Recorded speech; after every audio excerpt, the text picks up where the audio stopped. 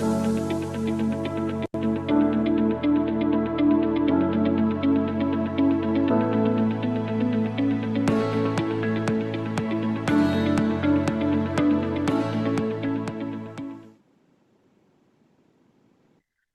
everybody. Good afternoon, and welcome to the first of this summer term's STOVA training sessions. This will be the STOVA Essentials class, where we'll do a quick tutorial on STOVA and teach you how to bring a simple registration site from template to live in the next hour and so. And I am your host and, oh gosh, tutor today. Let me try that again.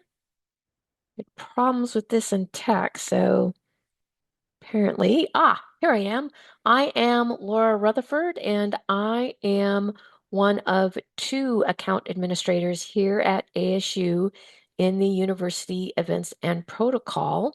And I actually work from here on Old Main at Tempe campus, and I'll be your trainer today.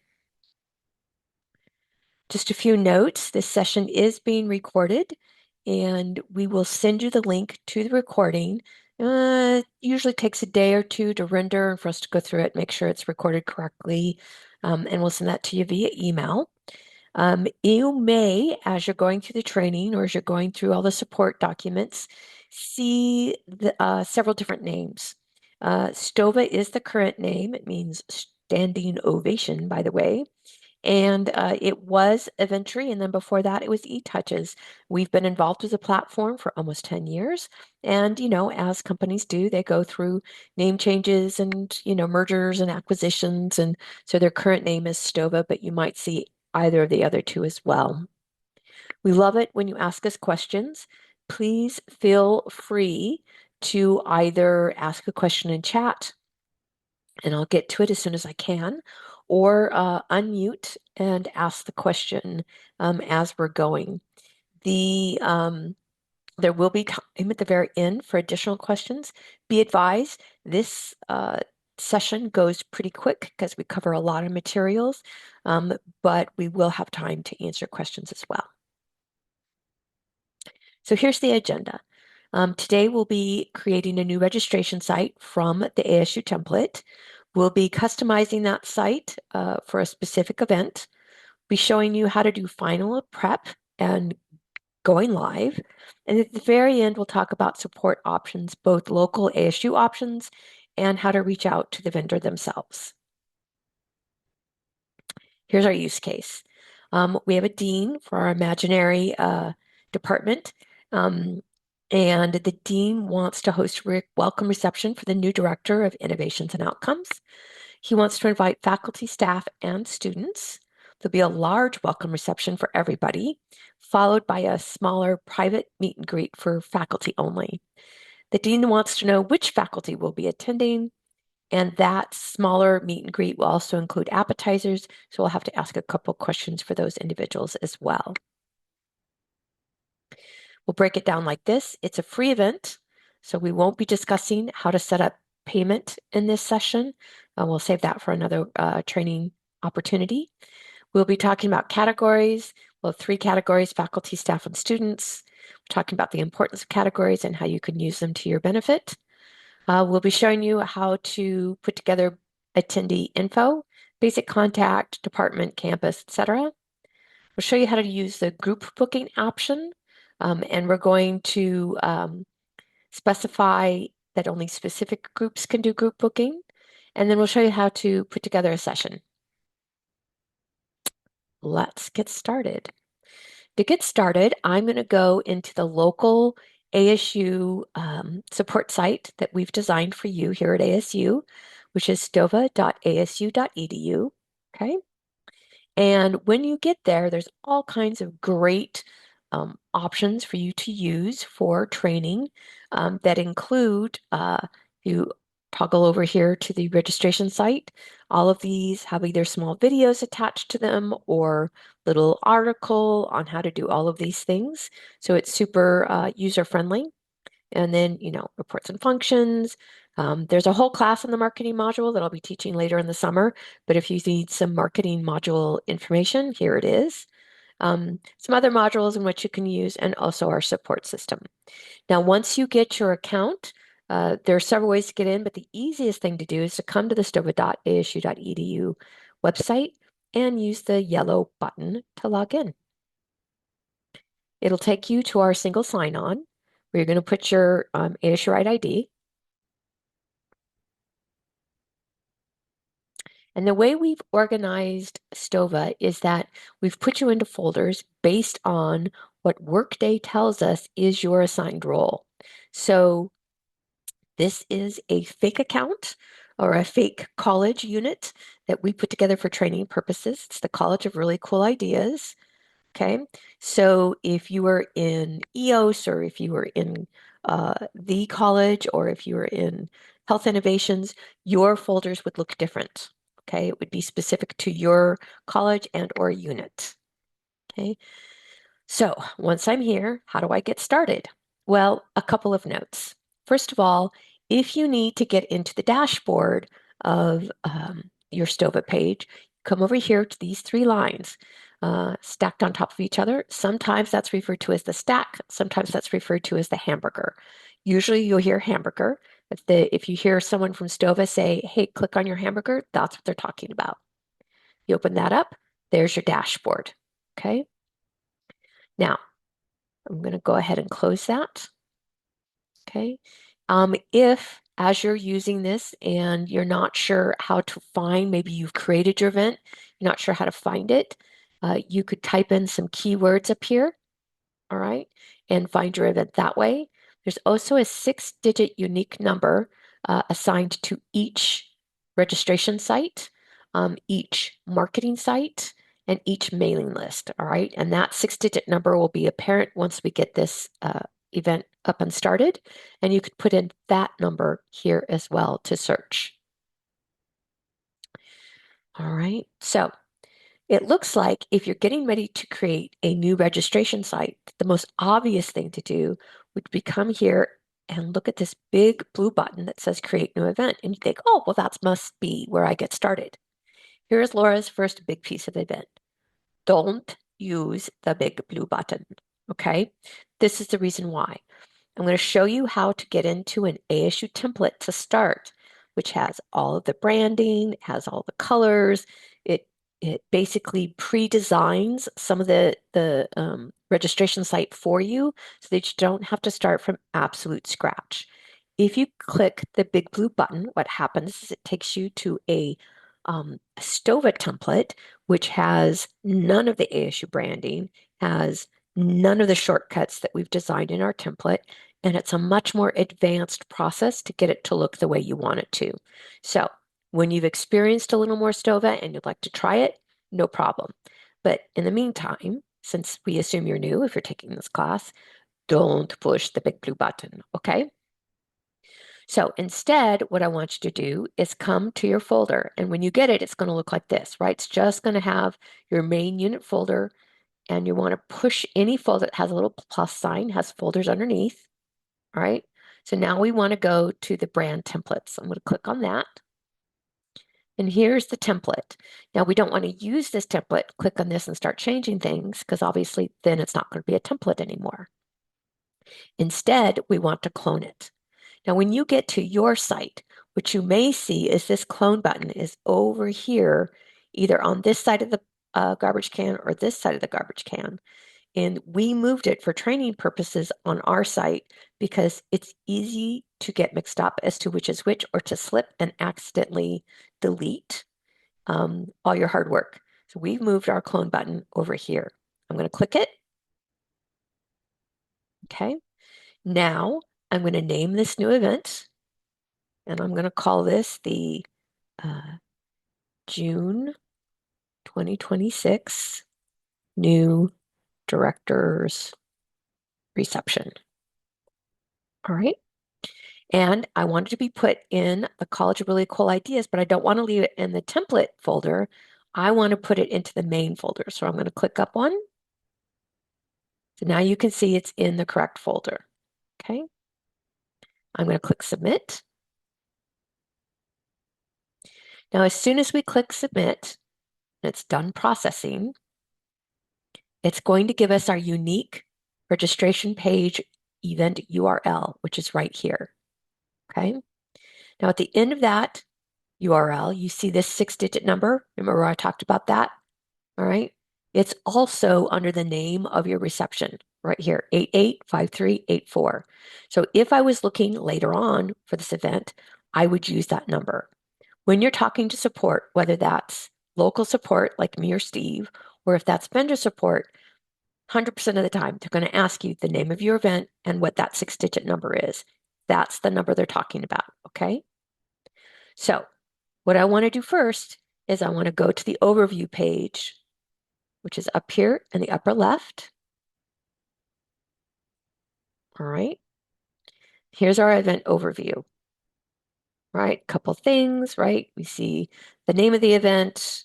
We see that it's reception, which it actually is. I'm going to talk more about that in a few minutes.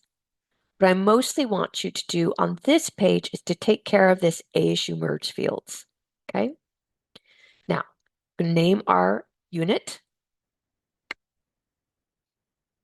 College of Really Cool Ideas.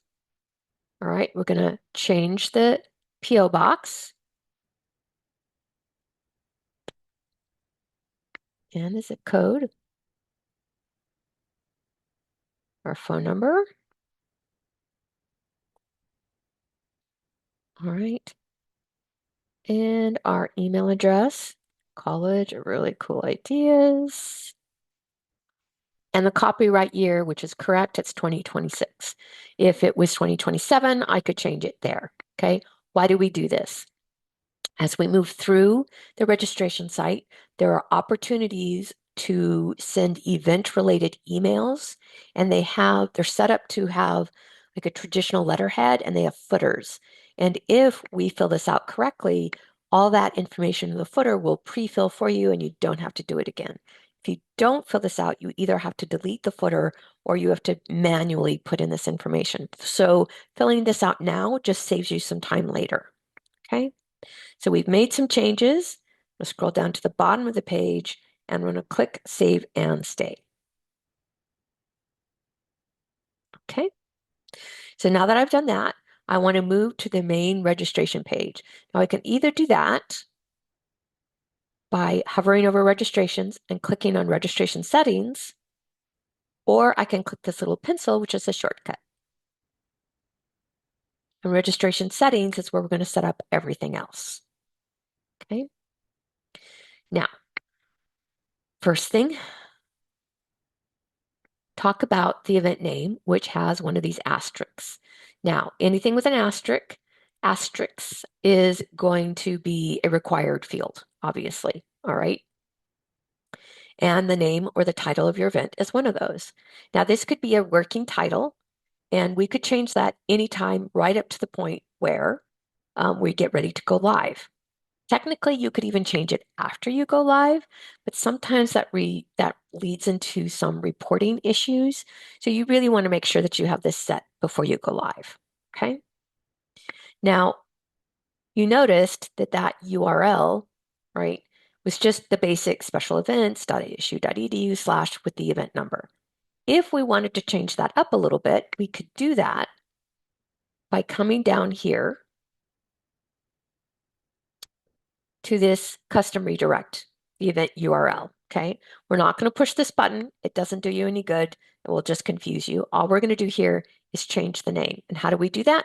We put in a keyword, all right? So it's going to substitute that 6-digit number for my keyword. And here I'm just going to say new director, ins and outs. That URL is available. Great. Then we come down to the bottom. I'm going to click Save and Stay.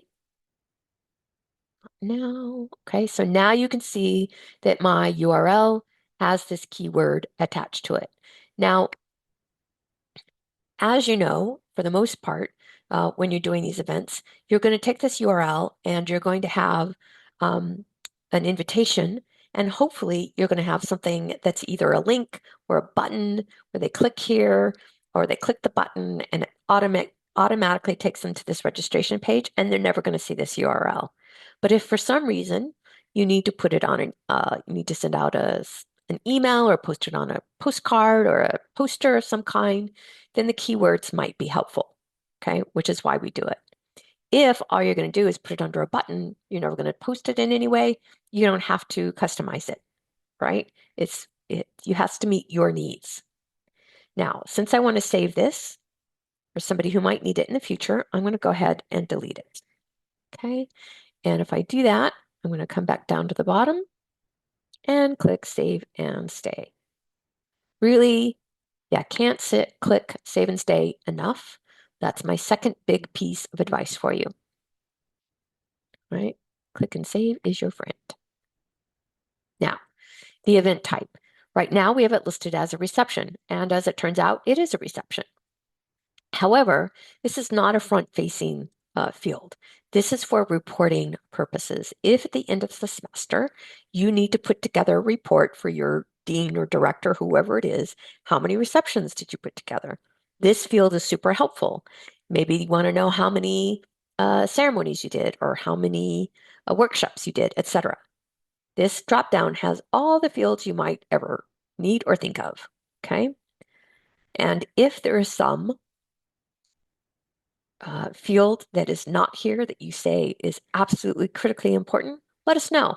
If you have a good enough argument, we might add it. It's always a possibility, okay? So here we have that it's a reception. We're going to leave it that way. And then the second required field on this page, and the last, is the event status.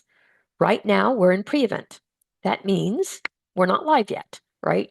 This is our opportunity to do all of our setup, do all of our testing, not utilize any of our maximum capacities, and to really be able to test it before we go live and make all the mistakes before anybody can see them, all right? If you absolutely want to stay in pre-event until you're ready to go live, all right? When you're ready to go live, and we'll go over this at the end, it's a drop-down box. You click live, you hit save and stay, and then you're live, all right? But we're going to stay in pre-event because we've got more to do. The event image, notice this has got a little no button on it. That's really only applicable if you utilize the website builder, which is not going to be covered in this class. All right, maximum registrations. All right, this is a field in which you get to determine whether you've got capacity limits. Right, if it's an indoor space and you've only got room for 200 people, then you just put in 200 people, right? If you're outdoors and if there's no capacity limits, you don't have to fill this out. But we're going to say 200 for our event right now. Same thing with the registration close date, okay? If you don't need to know if you don't need to have a space of time between a close date and your event to get materials ready or to get, to be able to tell people how many people are coming, you don't have to have this filled out. But we find it's pretty handy. If nothing else, it forces people, if you have a specific close date, forces people to really think about and be a little more intentional about registration. All right, so we're going to open this up. And we're going to pretend that our event is on the 26th of June, which means I want to close this on the 23rd, okay? I want to close it a little closer to midnight. I'm going to do it right there, okay? So midnight on the 23rd or 11:45. I could go through here and do 11:59, okay? So let me do that. There, okay? Now, we have our close date and time. We have decided that we have a 200 of maximum registrations. What's next? The next thing in the template is that we've put together a close message. If you hit capacity, if you hit past the close date, registration date, anybody trying to register won't just get a blank screen. Instead, they'll get this lovely message that says, thank you for your interest in, and this is a merge code. So where we filled out the name of our event will pop up here, okay? Registration is closed for this event for more information or questions. And then we have another merge code for a field that we have not yet filled out. Now, this is just a templated suggestion. You put your closed message together however you feel the need to put it together. Maybe you have to say, thank you for your interest in registration is closed for the event. If you have questions about the event, contact Laura. If you have questions about our program, contact Dean. If you have questions about, etc. Right?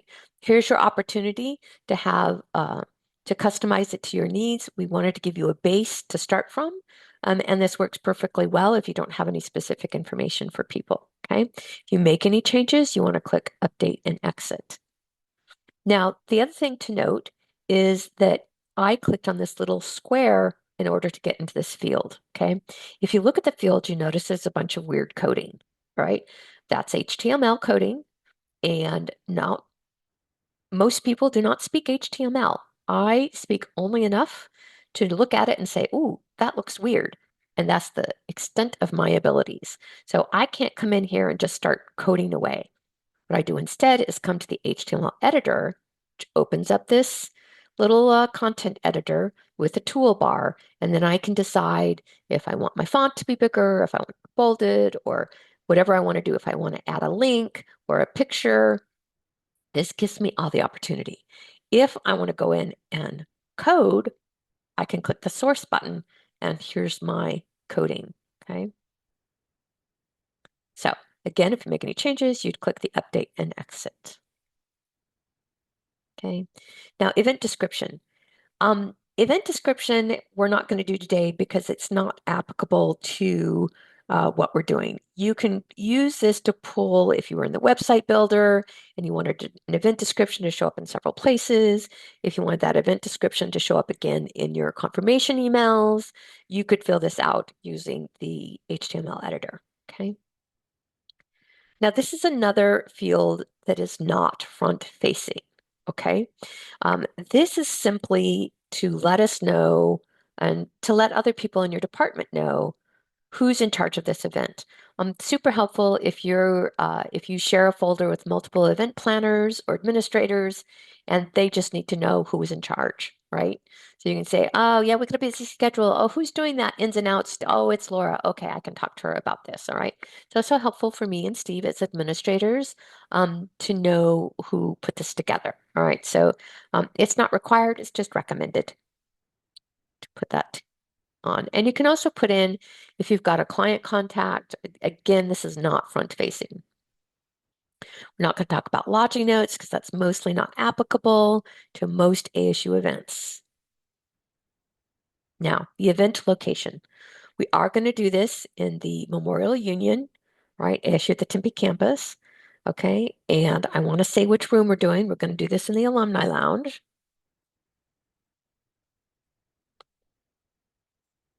All right. And I'm going to add my fake MU address there in address line 2, right? It's Tempe. Our postal code in person is always 85281. It's in the US, etc. I could post my map and directions link here. The select venue button is also not applicable for ASU users. It's a program that is an additional cost that we do not subscribe to. Right? Now we have to just determine what our event date and time is. All right. I think we decided that I was going to do this on the 26th. Okay. Which means the end date also has to be the 26th. Otherwise, it looks like that's a 4-day line, 4-day long reception. That would be a party. What time is it? Well, I want people to have a chance to get out of work. I'm going to start it at 5:30. Okay. And I'm going to say that it ends at 7. All right. Now, the date format. In the template, we've chosen to use this date format, which means it will read in all across the website. It will say Friday, June 26th, 2026. All right. If we wanted something different, you could choose any one of these formats. All right. We just happen to like this one. Do be advised, if you change it here, it changes it all across your registration site. All right. Same thing for your time format. Right now it's on the standard your US clock, right? It's a 12-hour clock, it's AM and PM.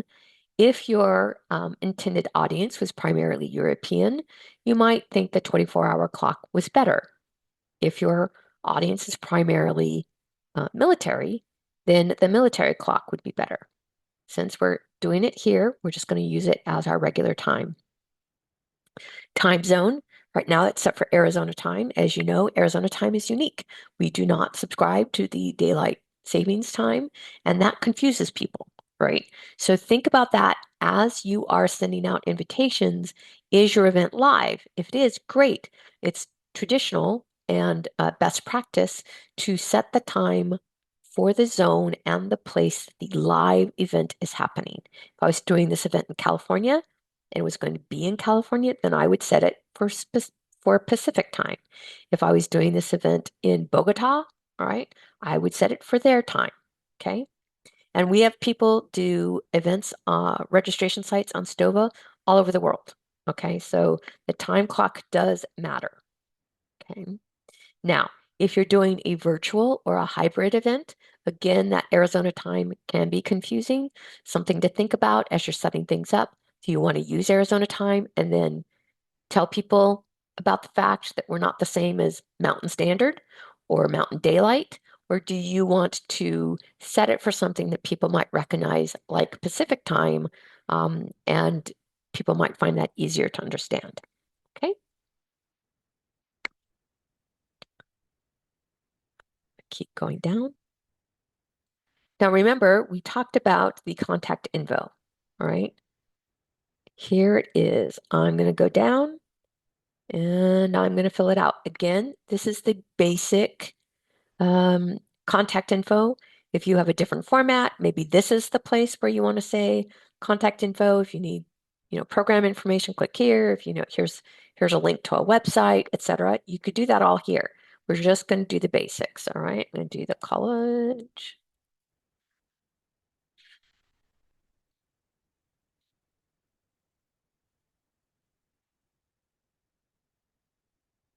All right.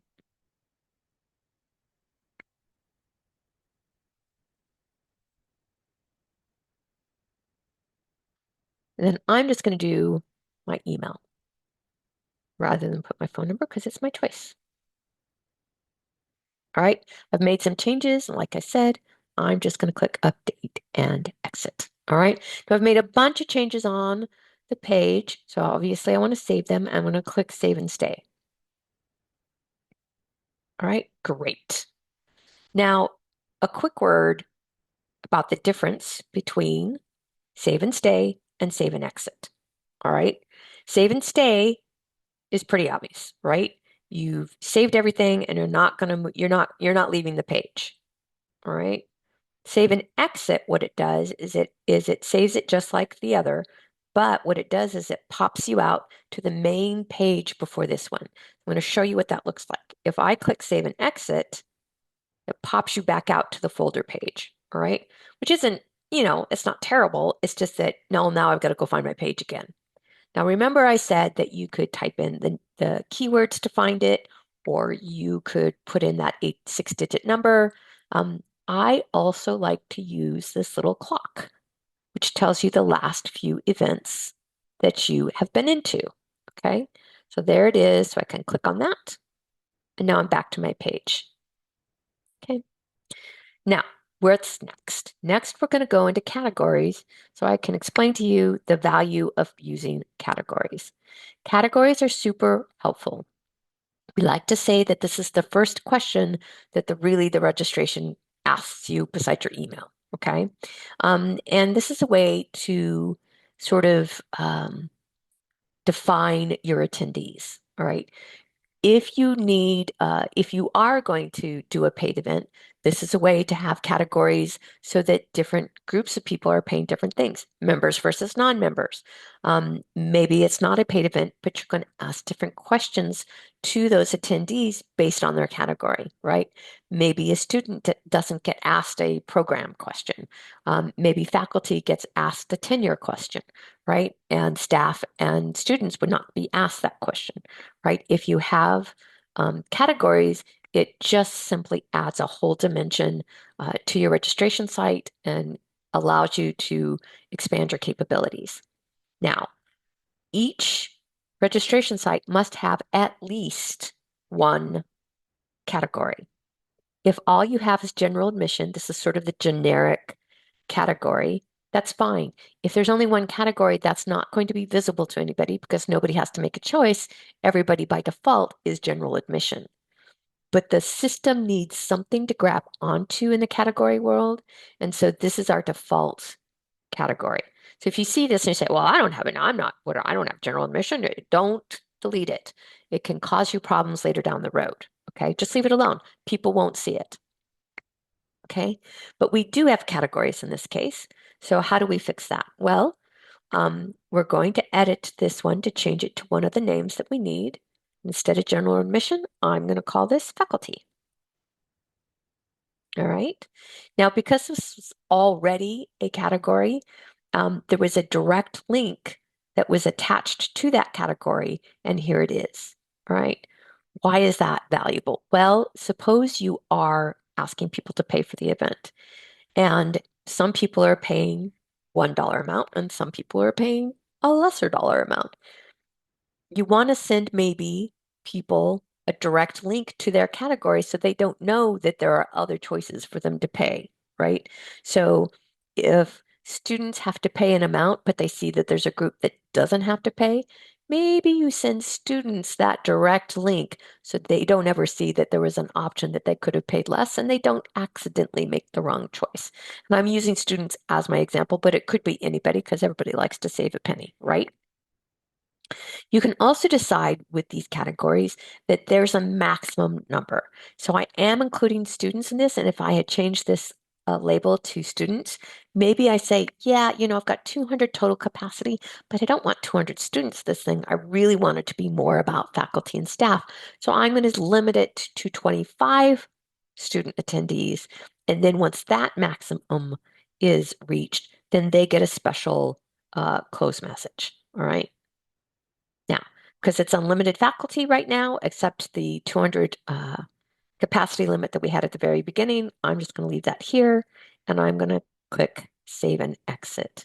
Because remember, I said it pops you out to the next main page, and this is the next main page up. Right, so now we're going to add a category for staff. Right, now if I hit Save and Stay, you'll see now, look, there's its own unique category. One more, and that'll be the students. Okay, save and exit. All right, so now I have 3 categories. Excellent. We'll come back to this and why it's important as we move through the attendee info information. All right, the first section of the attendee info is the welcome page. This is the page they land on, right? And the primary thing that they do on that page is they enter their email address in order to get into the registration site. All right, this is their primary means of security, if you will, right? Because names are great, but they're not unique for the most part. But email addresses are unique, right? There's only one email address where there might be multiple Laura Rutherfords, okay? So we want to have the email address to be our primary ID in order to get into this event. All right. These are just instructions, right? They're private. They're basically hand holding on how to navigate, whether they're the first person in or if they're adding additional registrations. All right. So that's why they say heading no input. Now we scroll down and we look at the next page, which is the attendee information page, right? Here we have all the different pieces of information that we could ask an attendee. If these questions have one of these little screens, it means that they are an account or a system level field, okay? That means that there's an expectation that this field with this label is prefix, and this field is expecting a prefix. If you don't need a prefix, that's fine. Simply take it off the visibility. Do not then change this to something else that you need, like maybe you're doing you're doing promotional items and you need to know their favorite color so you can give them a t-shirt. Great. That would be an event level question. Do not change a system level question to something like, what's your favorite color? Because then the next time this person registers, the account level field says, oh, we know what their prefix is. It's blue because that was their favorite color, right? So you can really mess up the reporting and you can really mess up their experiences as they move forward. So do not, this is my third big piece of advice, do not change account level fields. Now you can clarify an account level field, all right? For example, title. Title of what? What does that mean? Well, in this case, we want their work title, okay? So we come in and we can go into the HTML button and right in front of title, we can say work title, okay? Update and exit, all right? And save and exit. Now it says work title. We have not changed the function of the button. We've just clarified. All right. So if you need to clarify the question, that's fine, but do not change the purpose of the question. Okay. Now, I usually, in my fields, I usually do first and last name. I usually stay away from the middle name, but you do you in terms of what you need. Okay. And I do like to do suffix because a lot of people, but I don't require it because not everybody has anything to add at the end, but some people do, and it's important to them. Okay. Now, I've already got the work title. Not everybody's got one, so I'm going to leave that as visible, not required. All right. Company organization. Well, we already know what company organization is, but we wanted to know the department. And I don't see a department field in here. Uh-oh, what do I do? Well, these are the active questions. All right. We also have some inactive questions. And if you click on that, you can see that we have department unit, right? Which is what the dean wants us to have. So we're going to come over here to the edit button.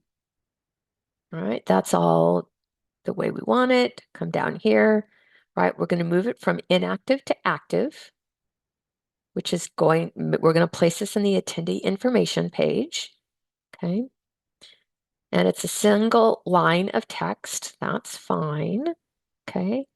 And it can be all the rest. All right, so I've made a change. So I'm going to save and exit.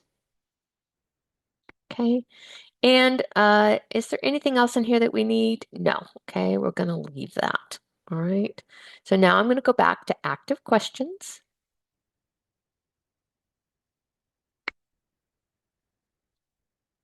And that question should be at the bottom. All right. So if we need to move this, anything that's got these little dashes next to it can be moved. All right. So instead of company organization, and move that up here.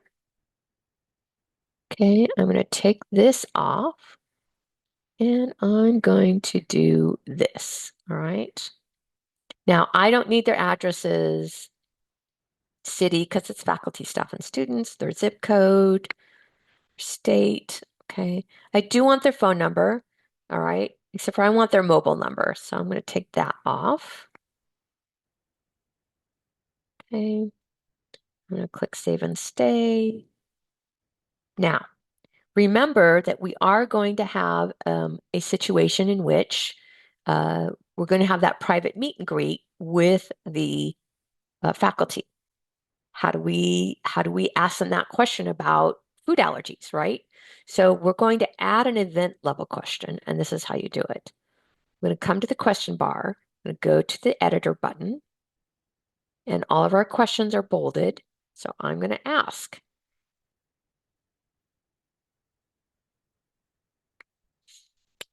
and this question is food allergies.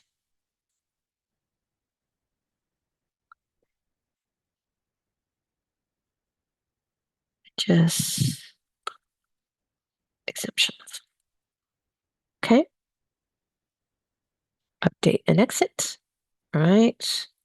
Now, It's on the attendee information page. That's great. That's what we want. Input type. Now, right now it says heading no input, which means that's informational, right? So we need to change that so they can actually tell us what this is. And here are all of our options. If we want a single line of text, I would advise you against that. Why? Because people like to tell you a story, especially about food stuff, right? If you leave this as their opportunity to tell you, they will tell you all the things. And really, as an event planner, what you want to know is if you feed them a strawberry, will they die? If you feed them something and it's a specific holy day, they can't eat it. Those are the things you need answered, not about a specific diet where they only eat spinach, greens, and reduced fat ranch dressing. Okay. I've gotten those descriptions. I promise you people will do it. So how do we head that off? Well, the way to do it is to radio button or multiple checkbox. Radio buttons are great, except it only allows them to choose one thing. Someone may have a allergy to strawberries and also be gluten-free. So you want them to be able to select multiple checkboxes. And here's how we're going to do that. So I've selected multiple checkboxes. Now I get to specify what they are. Right? My first option is vegetarian. My next option is vegan, gluten-free,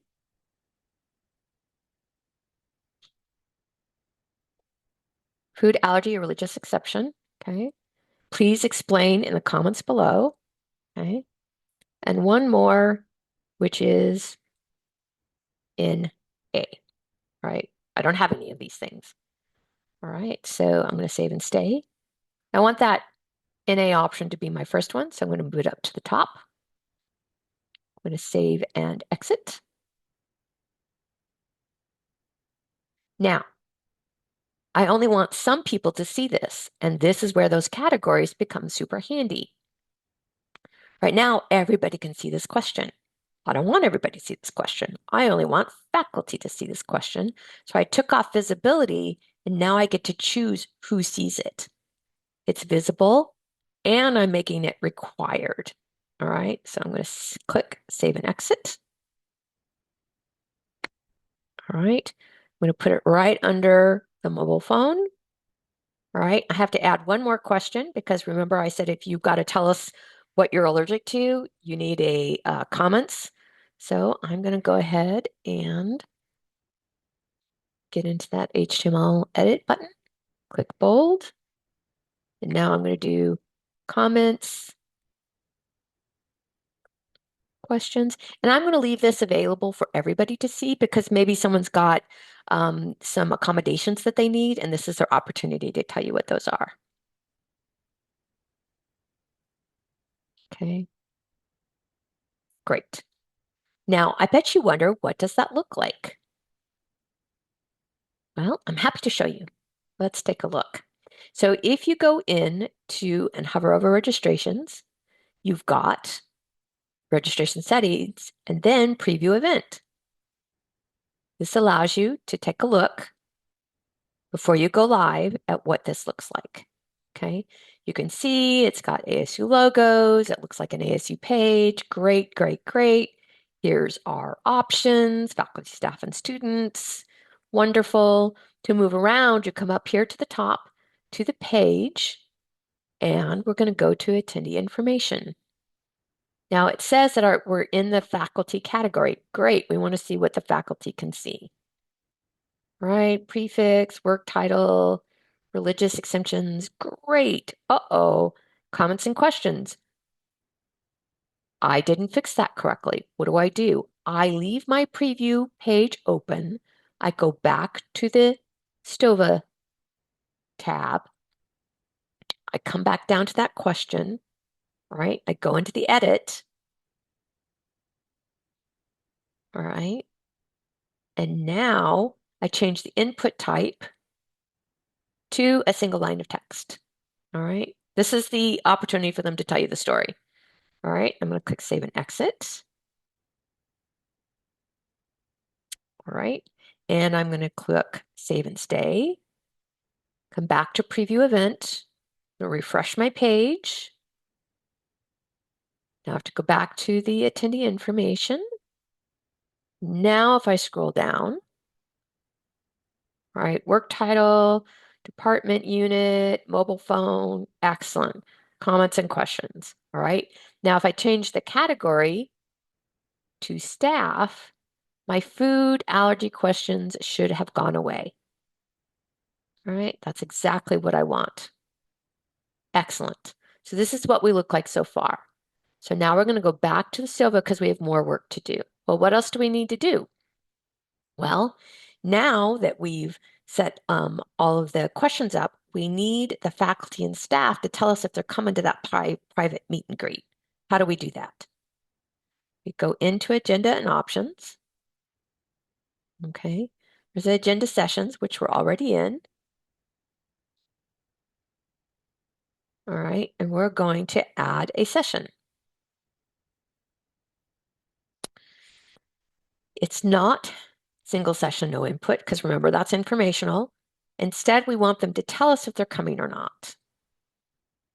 Okay. And then we get to say, what's the date of this agenda session? Well, it's on the same date as our party. All right. And we're going to say that the private meet and greet starts at 6:30 and it ends at 7:30. Okay. Excuse me.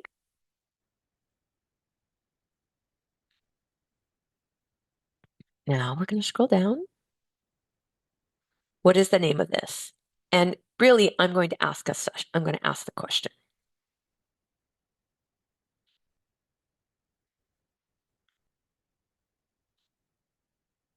Okay. All right. Excellent. Now, once again, we have to decide who sees this. We come down to visibility section again, right? Into attendee categories. Right now, everybody will be able to see that question. We don't want that. Only faculty. We're going to click faculty. Okay. I'm going to click save and exit. All right. And once again, down at the bottom, save and stay. Right, so if we go back up to preview event and I refresh,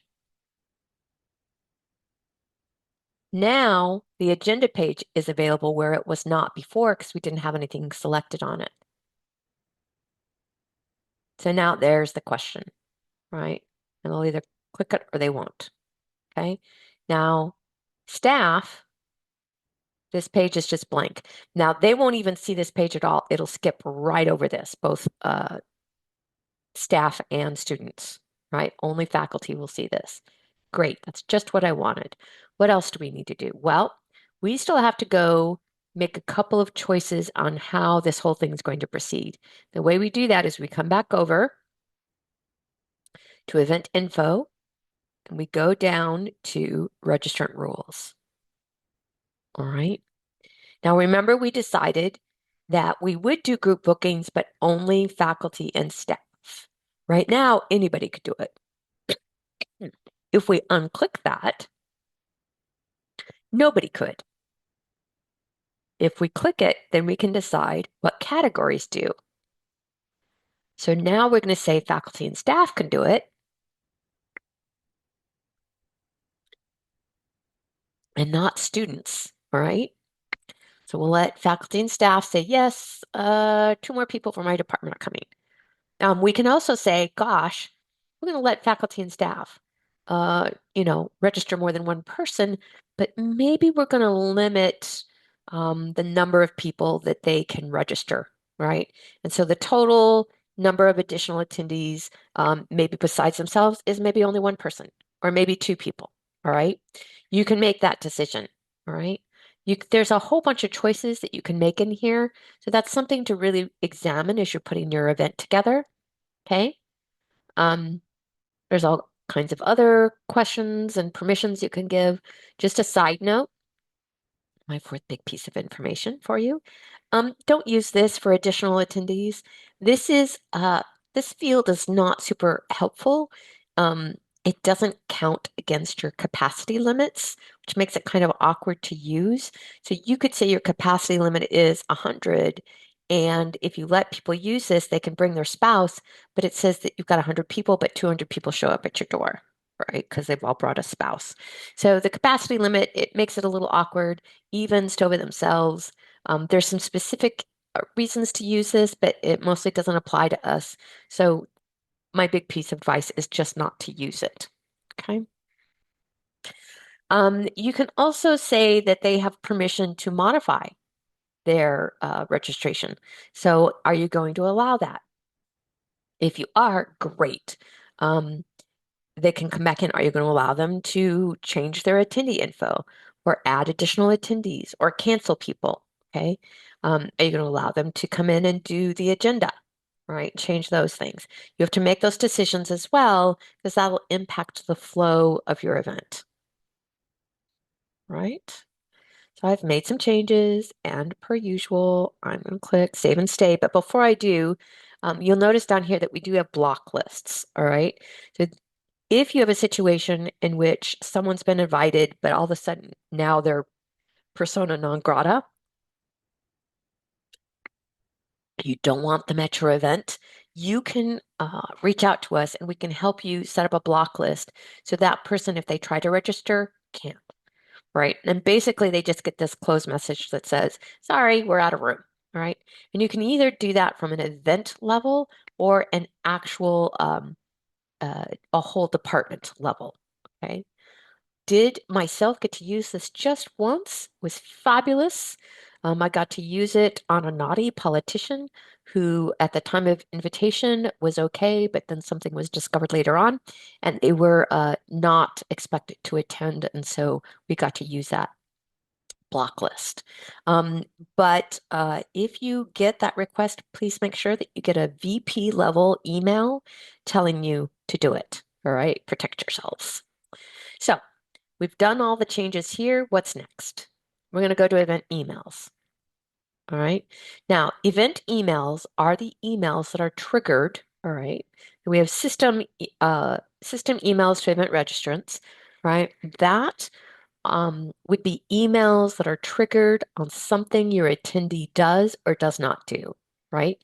They start the registration process, but they don't finish. So they get an incomplete registration email that reminds them if they're still interested to come back to the site. If they actually finish and they get registered, they they trigger a confirmation. Same thing with updating their registration or canceling.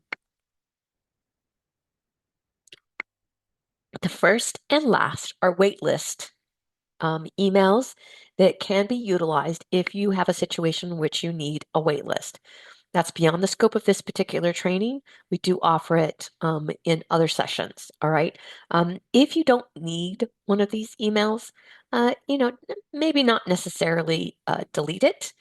Because if you clone this event later on, and we do recommended cloning once you get an event set up the way you like it, because that just speeds you up for the next time. Um, Anything that you've deleted will not appear and you may need it next time. All right. So what's the other kind of email? Well, these are the ones that go based on what your attendee does.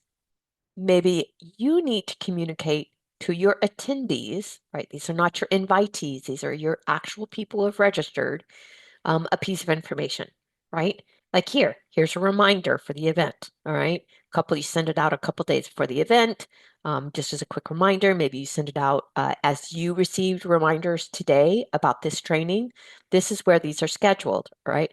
This is something you trigger based on your needs, right? You're going to fill out all the information, set up all the graphics, um, and that's what and then when you're done with that, it gives you the ability to set it on the calendar for both a date and a time to go out. Okay. What does that confirmation email look like? What do you need to do to make it yours? You come over here and you're going to click the edit button. Okay. Email type, the initial confirmation. Yep, that's correct. Subject line, here's where we're pulling in that merge code from email. All right. So I'm going to put in CRCI, which is College of Really Cool Ideas. Now, you'll notice there's this little extra A right here. That is a security system put in place by our enterprise technology because Stova is technically a third-party email system, right? In order for ASU systems to recognize this as a safe email, you have to put in this little A. If you try to move forward and you don't put in that little A, we've actually set up the system so you can't move forward, right? You'll get a domain error. So the way to fix that is to add this little A, and that's called a DMARC. All right, should you ever have a question about that? And of course, this is your opportunity to put in. Now, it's only the from email that needs that DMARC. Reply to, right? Your attendee now is getting back to you. Email is just your normal email address. No extra A required.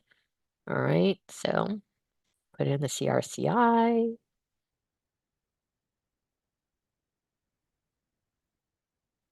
And let's say it's coming back to me. Okay. Now, keep coming down. Here's the email. All right. So right now it's got your basic ASU logo. If your unit or college has a endorsed brand that you can use, you could change that out. Super easy to do. You would click this. I'm not going to get into the graphic standards too much because we just don't have time. But you would click this.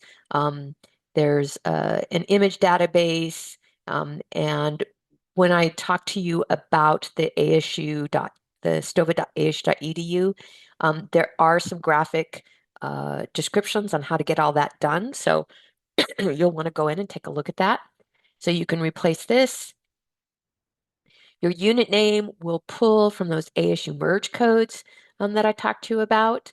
But if you've got a branded logo, maybe you don't want to duplicate that. So maybe you'd want to delete this. And you can right click on here and you can um, delete the table. Okay. Well, that's not quite what I wanted to do. All right. So I'm going to delete that. Delete that. Now it looks good. Okay. So you want a sample a graphic here real quick. I'm going to go into here and I'm going to go into a page that looks like a little reception. All right. I'm going to put in 600 because I know this is the width and height that looks good on this page. Click OK. There we go. All right. That looks like a good reception that people would want to attend. Awesome. Right? If I needed to add another one, there's a way to add things into the database. Again, we're not covering that today, right? Here's the basic of the confirmation email. Dear first name, thank you for your registration to here's another merge code. Everything in these little star and slash frames are merge codes. You can add additional merge codes. You could take some out if you didn't think they were needed.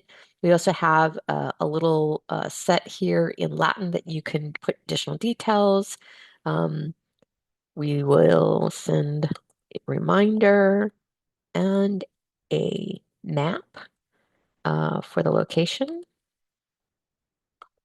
a few days before the event.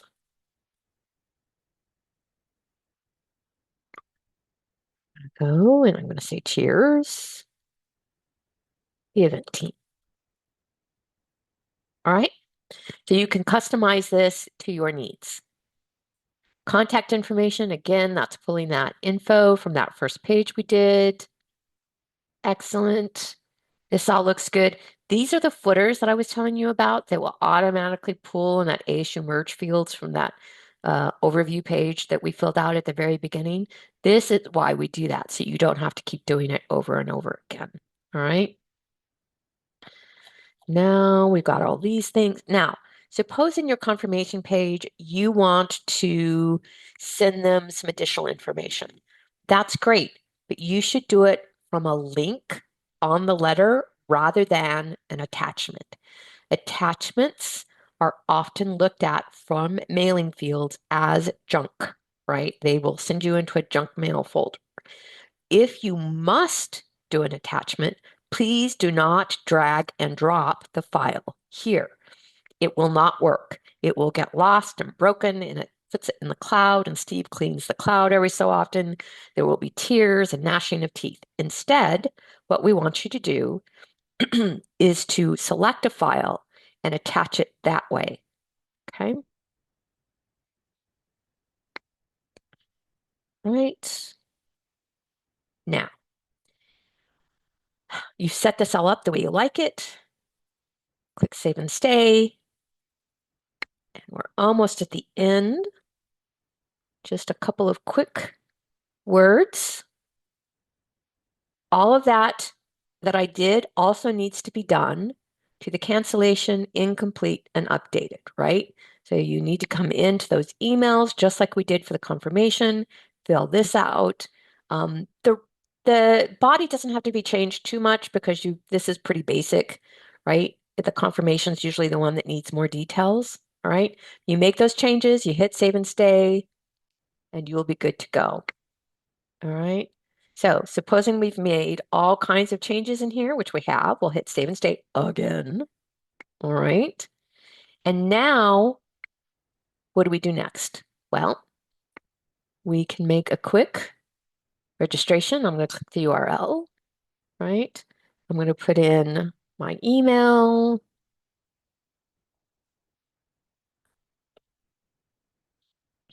I'm pretend I'm faculty. All right. Look, I've got the prefix, which I really didn't want, but that's all right. I'm going to say Ms., put my name in.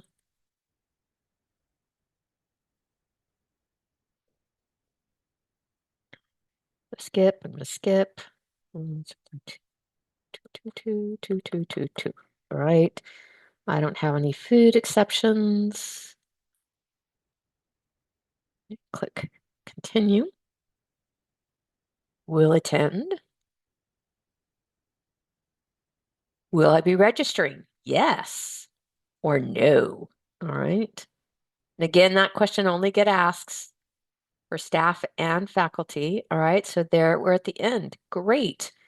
The reason I did that is because I want to show you if you go into registration, the way we go live.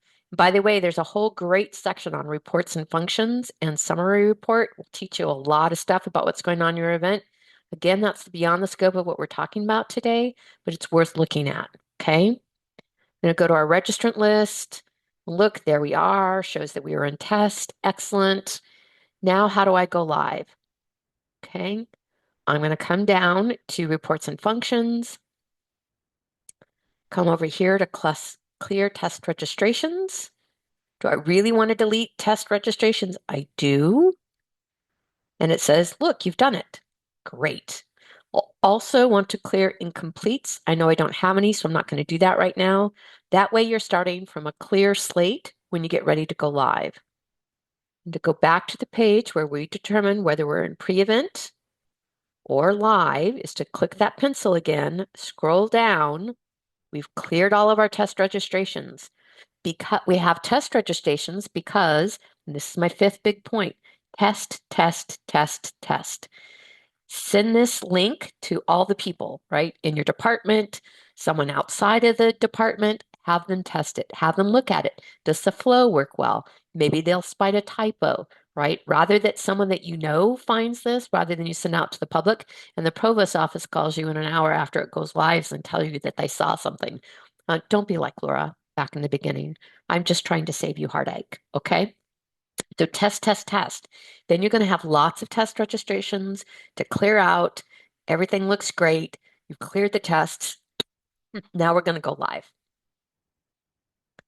Going to click this, click live, scroll down to the bottom, click save and stay.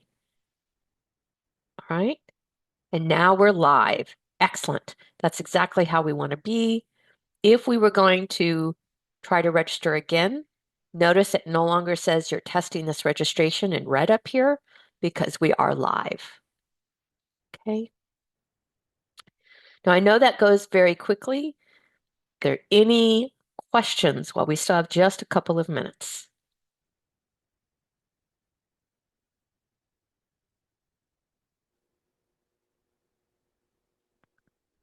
While I'm waiting for some questions, I'm going to go ahead and show you our support page.